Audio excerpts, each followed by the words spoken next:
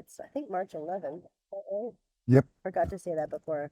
March 11th, 2023. I'm here with Uncle Rupert Rowe. Rupert, would you mind to please say and spell your name for us? It's Rupert Rowe. It's Rupertrowe. Thank you again so much for your time today. Can you start by telling us what is your connection to this land here? My connection to the land is when Billy called me and asked me to help him with what he was doing on this project because they came to a standstill with the state. Because the state wanted to charge Billy for doing illegal cleaning on a culture site. So when you do the culture site, you must learn to ask the people of the past to open the door for you to the future. Because you malama in the aina and you bringing back life to the aina. So that's how I got involved with Billy. And how did he know to come to you? Well, I just retired from the fire department back in 1997. And well, Billy knows the history of my grandfather, and his grandfather was the best of friends. So, how we came to be the best of friends, in 1947, the United Nations sent delegates to Hawaii to find out how many pure Native Hawaiians were living back then. But in 1949, my tutor sent me to Honolulu was to learn the Western way because he's seen the future on the changes that was going to take place. So at the beginning of my life, I went to Honolulu on the inter-island ferry during the war. And when we landed in Honolulu Harbor, you had to travel at night because everything was blacked out. So when we landed there, my mother was getting her signs to give birth. So they took her to Kapilani Hospital and I was born over there, riding the ship to Honolulu. So anyway, after staying there a couple of years, I came back home. But when I came back home, that's when my tutu was very disturbed because they were trying to make Hawaii become the 49th state back in 1949. So that's why my tutu would send me away to learn the Western way. So when you go away at that young age, you really, as a young person who really didn't understand the political arena of what would take place in Hawaii. So after being in Honolulu, I ended up in the palace because Hawaiian Homes and my mother was a janitor for the territorial judiciary system. So I ended up living there and understanding the changes that was taking place throughout Hawaii. And then I came back home every summer. I came home. And when I was home, the native people used to do their funeral services in a house. So I learned about the character of the person from the kapuna who taught you to look in a maka and you can see the soul of the person. By seeing the soul, then you can understand the character because your soul will describe your character. I learned all of that at a very young age, but I didn't practice what I learned because there's more about life that you have to give to do the type of work that my grandfather wanted me to do. And it wasn't in my protocol back then.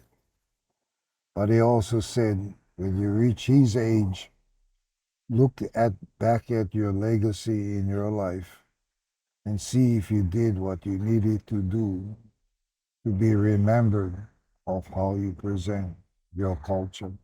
So that's how that mentality stayed in my mind until I met, not met Billy, but I came back and understood what was going on. So I told him that I would support him. By supporting him, you have to be a we. And so when you do a culture site, you always have to ask to Malama Aina from those that once lived there, and they'll come to your aid. So I came to Billy's aid, and then we ended up getting the county, the hotel industry, the community, and the condominiums all to meet, and we finally got an understanding on what we was doing. But we really never organized until 2010 on a 501c. But on our journey back then, this complex is very unique because it has different features in there. There's taro patches, fish pond, there's an arena, there's a tower that the kahunas would lie down and look at the stars above. And then in the arena on a clear night, they used to fill it up with water. And the water would be a mirror that reflects the stars above. You don't have to lie down and look up, you just look down. You can see the stars moving as the time goes by. And it was very interesting. And then I told Billy, let's do it. But the unique part about this whole thing, you could not come in here because of the cactus. So the cactus was really a barrier that kept us silent for 10 years. So I burned all the rubbish in there. I never took nothing out.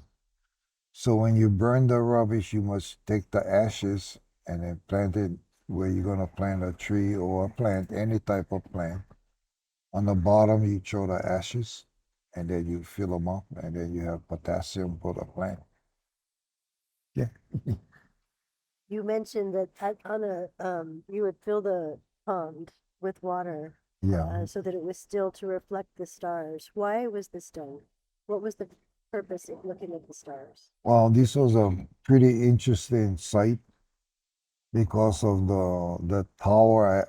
I can't tell you the name of the tower, but the kahuna would lie down in there and look at the stars as it goes by, and you can whatever they were searching, they knew where to put this tower and how the stars move by. But you can do the same thing by looking into the water because it becomes a mirror that reflects the stars.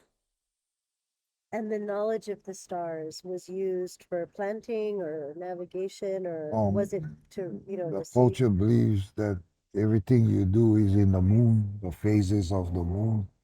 It's not in the phase of the sun, it is in the phase of the moon. The moon will tell you when to fish, when to plant, when to do ceremonial services, and all of that. So the culture is built around the moon. Oh, amazing. Tell me more about this land. This Heiau is here, but hundreds of years ago, what was happening here? Who was here? How many people? What were they doing?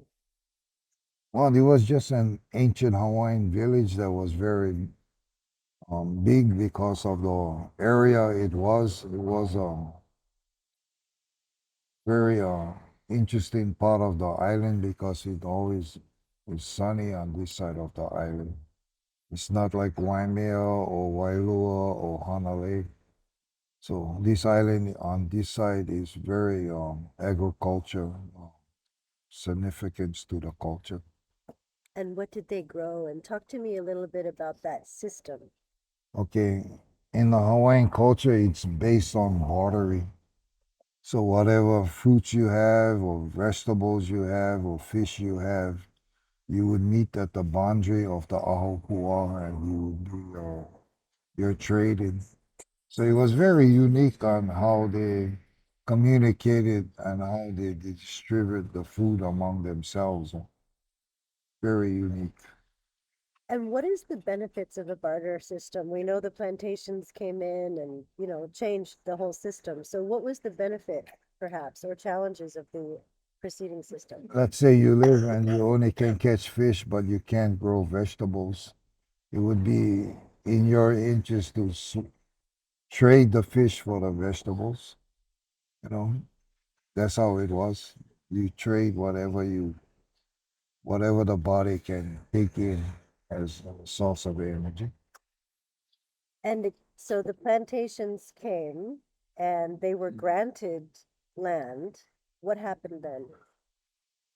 Well, the word granted and lease is two different words. They were leasing the land, they were not granted. So, in your definition of grant, what I just said earlier, after the overthrow of the kingdom, they never returned the land. So they kept the land and it became a problem that we face today. Like I said earlier, the group that was here, that this is the only place that you have a warrant deed, not a title. A title is something that is exchanged between two governments, and in Hawaii, land was never exchanged with America because you didn't want to give up your land for somebody else to move here and become you. That's the interesting part about the whole thing. And you spoke earlier about the warriors, that this was a place of warriors, Kaua'i, this part of Kaua'i. So can you speak more about the warrior culture that was here? Well, you had the main chiefs used to live in Waimea and Wailu. But this was the armies that were back then in this area because of the weather and the resource that was here. Each Ahupua'a has different types of resource of its natural materials. So, like salt and everything, not every place you can make salt. You cannot make salt up Color Hill because it's not built to make salt up there. So you have to go along the shoreline. Salt was a very important commodity for the Kanei'olouma. And you spoke before about the Sheraton, the portal for the demigods. Can you, as if the people watching this won't have heard that before, but that really intrigued me. Can you speak more about the significance of that area there?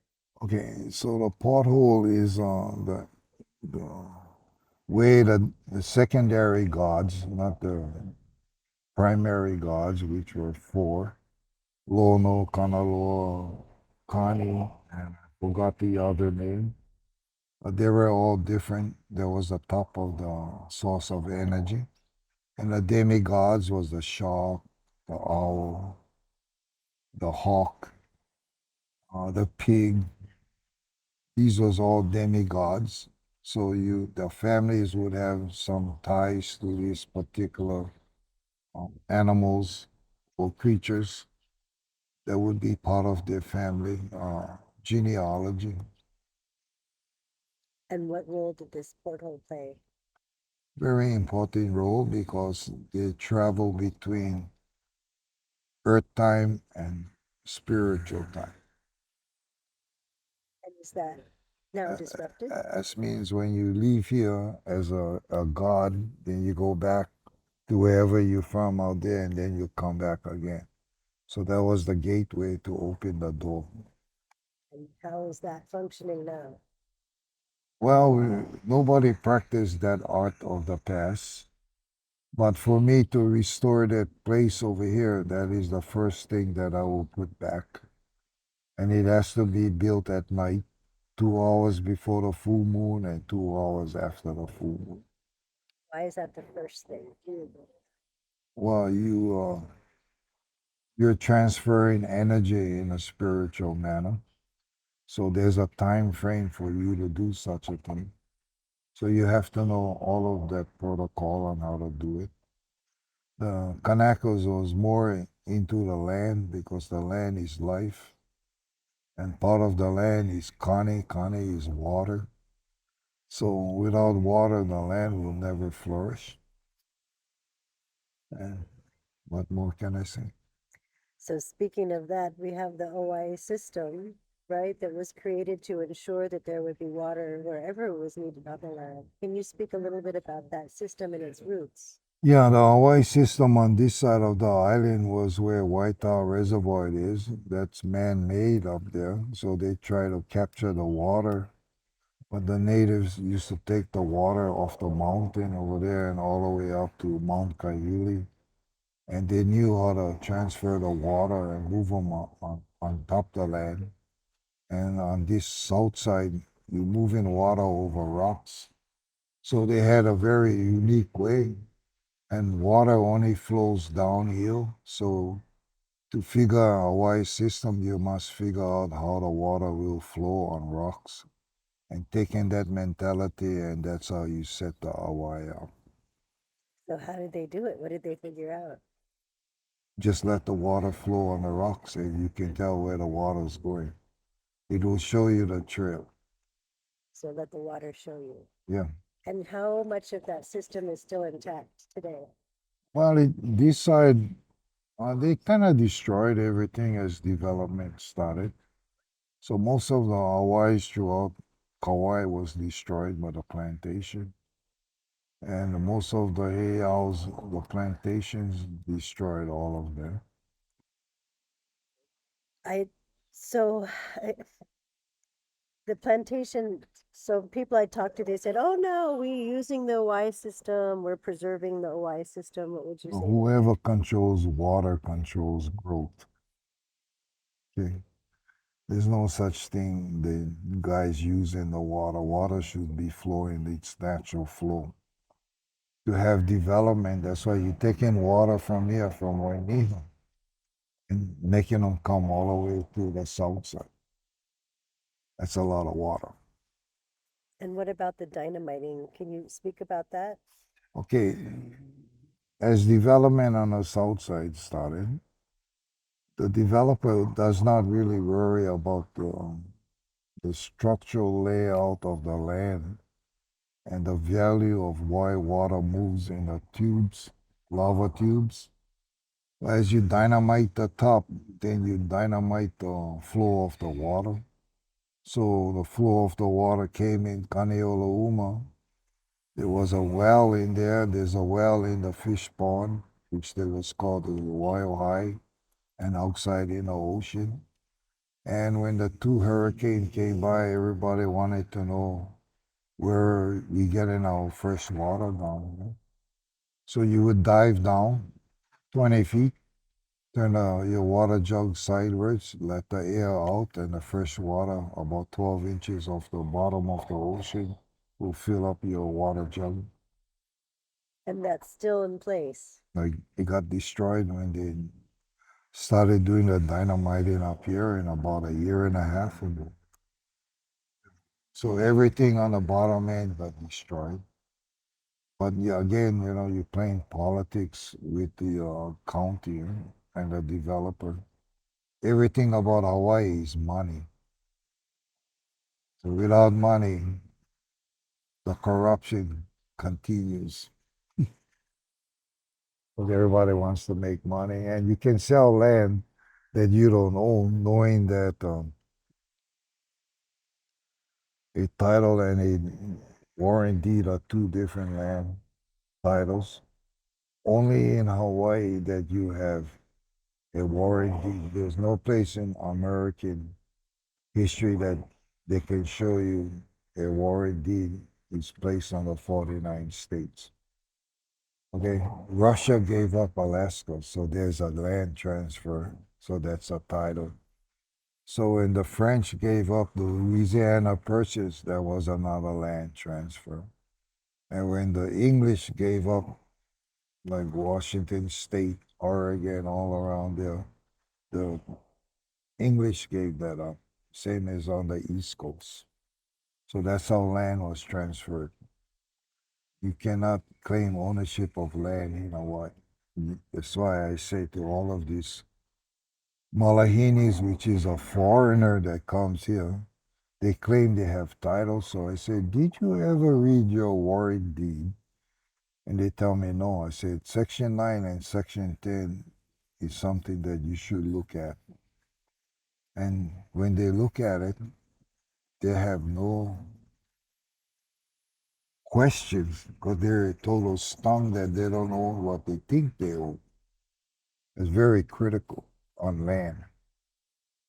So if you keep the native person as a ward of the state, a ward of the state is a person that is less than 50%. And if you're 50 and above, then you really have no say in the political arena of Hawaii. But if you're 49% and below, then you become a stranger within your own household. Sad. And that's what you see happening here. It's going on right now. Every day. Every day, a land that is sold, they can never prove ownership of the land because the warring deed does not give you, there's a title break. The break never took place, but they make you believe the break took place as a resolution that transferred Hawaii to the United States. But when you check on the Justice Department, that's what I was trying to say earlier. It's the Justice Department and State Department that took down their web page about annexation because they have no documents that ever took place. And you should check it out. I'm going to. Thank you. Tell me about Mahalapu, specifically that area, that land, and its significance to Hawaiians. Okay, Mahalepu is a ancient battleground and a cemetery. Throughout this island, the common people would be buried in the sand dunes, and the Alis would be buried in the mountain, in the caves. So it's the only difference between the ranking of its people. And so, what would we find if we were to do archaeological digs and so forth in Mahalapu? Okay, like I said earlier, we're the only state that has more archaeology studies than any other state in the United States. Only in Hawaii. Because an archaeologist, they believe the blood quantum gives them the right to make a political decision based on development. So, for me, just to better understand the history and the culture, it sounds like that was a burial site, and there was a warrior, like you said, there was wars that took place there. What were some of the battles or wars that you know of? Oh, when Kamehameha tried to invade this island, I reinterred 150 Evi that came back from the Smithsonian. I did that with Atwood Makanani. And, it's sad when you have to go and bring them back and put them to rest because once you leave this earth, you should be resting. Only in Hawaii, the state let that happen. There's no place in America that you can go over to a native reservation and go start digging up the land and start making your development. It only happens here because of the word ward. When you're a ward, it's based upon a blood quantum. So it really deprives your legal rights to protect your assets. So Mahalapu became under the control of plantation. Yeah, Mohalepu was, like I said earlier, it started off as the Lad Sugar Company, which the Native Hawaiians created. Sorry, LAD, LAD. Yeah, Lad. Uh-huh. And from there, it came to the Koloa Sugar Mill, and then from the Koloa Sugar Mill, it became McBride, and then McBride became Grow Farm. So Grow Farm is controlled by our House of Representative Case. That's his family's land that they swindle out of the Kanaks. Can you describe how that happened? Well, overthrowing the queen, a lot of things in Hawaii happened. They were not prepared. The queen was very akamai not to fight in battle with the United States. So she said battle can be won with the push of the pen.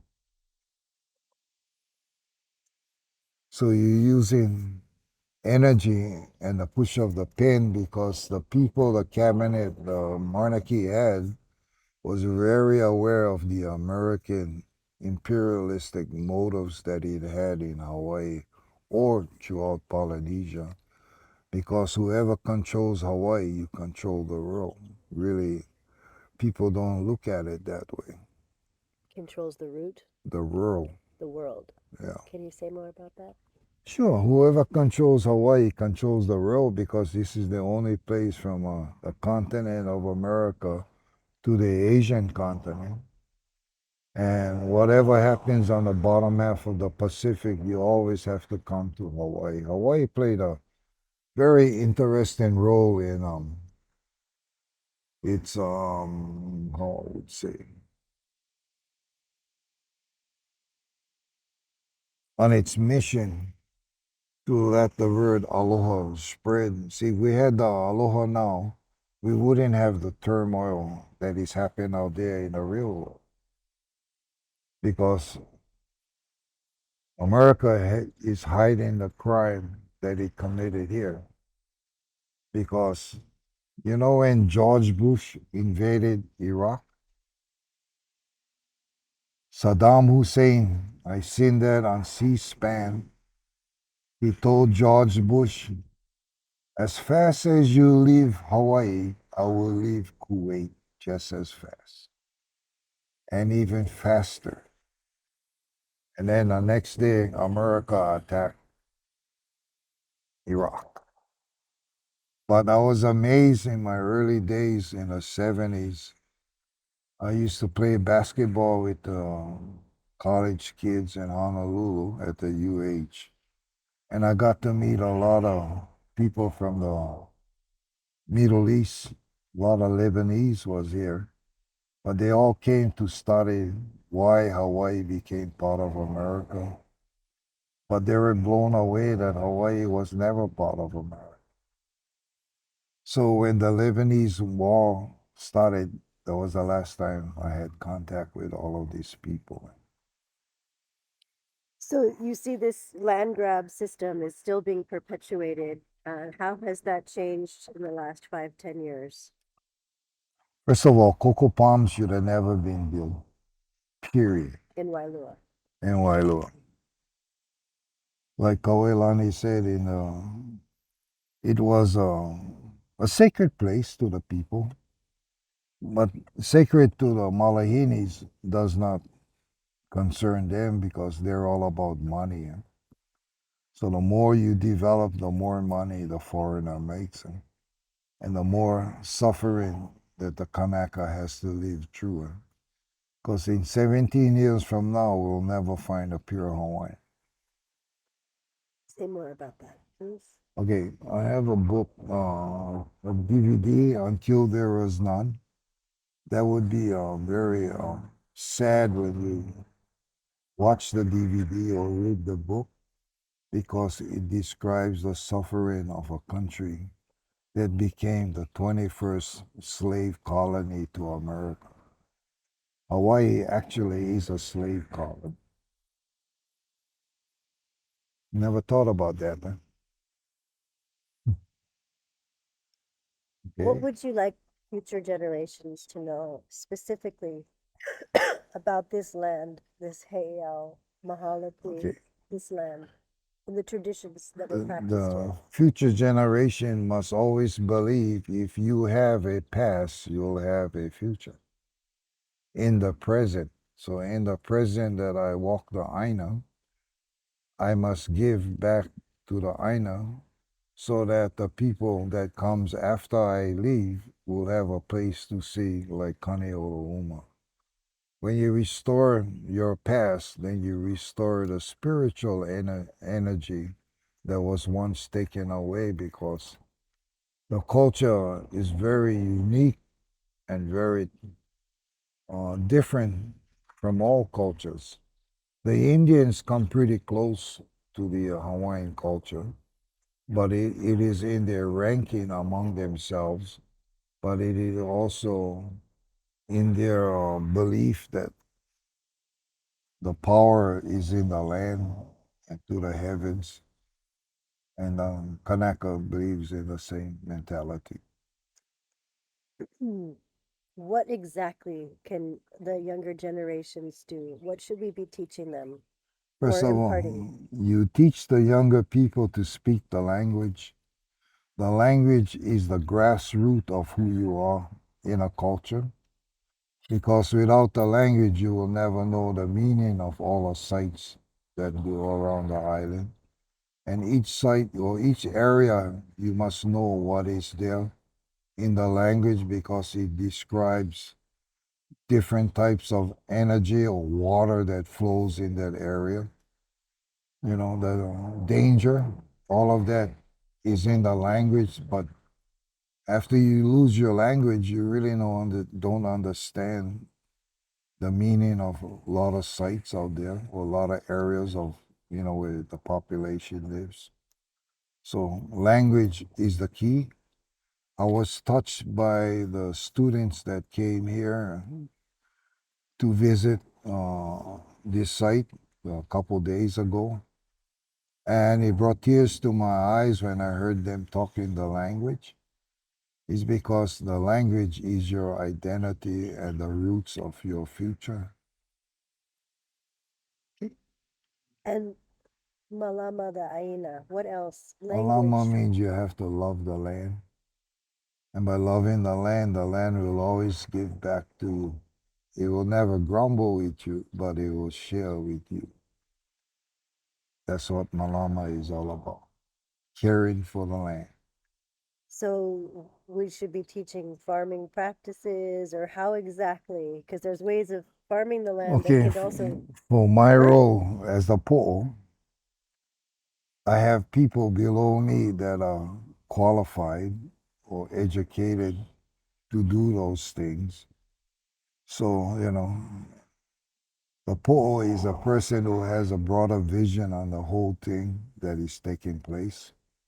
So you cannot be taking the glory, like I said, you have to be a we. You cannot be an I. So I designate everything to everybody so that to make things among ourselves are very comfortable and it's much easier to communicate. So before I leave this earth, I like to set the foundation that this place will live on forever. Or else I would have never got involved with Billy to stand by him and make it happen. And so are there people on your team that are specifically understanding of how to care for the water, the land, the farming techniques? Yeah, first, when we first got organized, I learned the system. When you're dealing with the state, you must train the people that you need to train to do their mission, like restoring the rock wall, building the house. So you send them out to get certified by the kapunas. So now they're all certified. It's just a matter of time for me to put everything together. And everything over here at Kanei'olouma, if we never had this problem with the county, we would have been pretty far along our way. This place would have been almost three-fourths completed in the last 5 years, but I would have completed it in 3.5 years. And what's your vision for the next 5, 10 years? Well, I hope I'm still around, first of all, but the foundation that we set and the people that follow you give them a mission because in that mission you have a vision of what you will do, not what I will do, but it's what you will do. Because the opportunity for you is to follow the blueprint of what we establish. So if you're speaking right now to the next generation, the ones who are going to take over for you and your team, you're going to pass it to them. What is the things that you want to say to them? I don't have to explain anything to them because if you're with me, you're a we, so you must figure out your role. Each person has a different role and a different skill in their involvement. So you let them share what they have with those that don't know what you know. So that's how the system works under me. Okay. And final question. Thank you for thank you for being here so long. If there was a blessing that you wanted to offer to the land, to the people on the land, what would that be? That's for you yourself to Malama the Aina, and the gift that you give is from your heart. Thank you very much for this gift. Thank you so much. You're welcome. I hope I covered your bases.